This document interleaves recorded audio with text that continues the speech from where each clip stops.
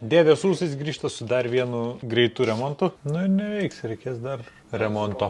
O šį kartą turim pagrindinę plokštę Asus'o FX 516. Tai yra KBC gedimas, kontrolerio, kuris atsakingas už pagrindinę analoginius kompiuterio signalus. Vėjo kompiuteris neveikia ir jis buvo užsitrumpinęs. Dabar gan netrumpai laukiam pačios detalės, jinai atkeliavo ir ją prilituosim ir bandysim paleisti. Senas čipas jau nulituotas. Kad įstikintume, kad dėl trumpo jungimo 3 V grandiniai kaltas čipas, tai mes jį išsilitavom, trumpas jungimas dingo, vadinasi, tas čipas ir kaltas. Taip ir palikom, kol sulauksim detalės, dabar tik tai išsivalysim viską.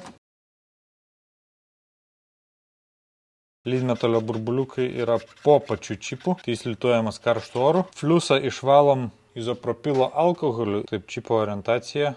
Ta rodiklė irgi reiškia pirmą koją. Čipas atkeliauja jau su sudėtais burbuliukais. Tepam fliuso, dedam čipą, susimažinam šiek tiek oro srautą. Čipas prilituotas.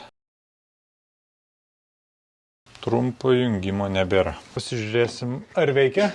Nu ir neveiks, reikės dar remonto. Panašu, kad vien čipo keitimo neužteko. Čipas dabar negauna maitinimo. Galimai reikės užsakinėti dar detalių. Kol kas paliekam, užsakysim detalės, grįšim su antra dalim.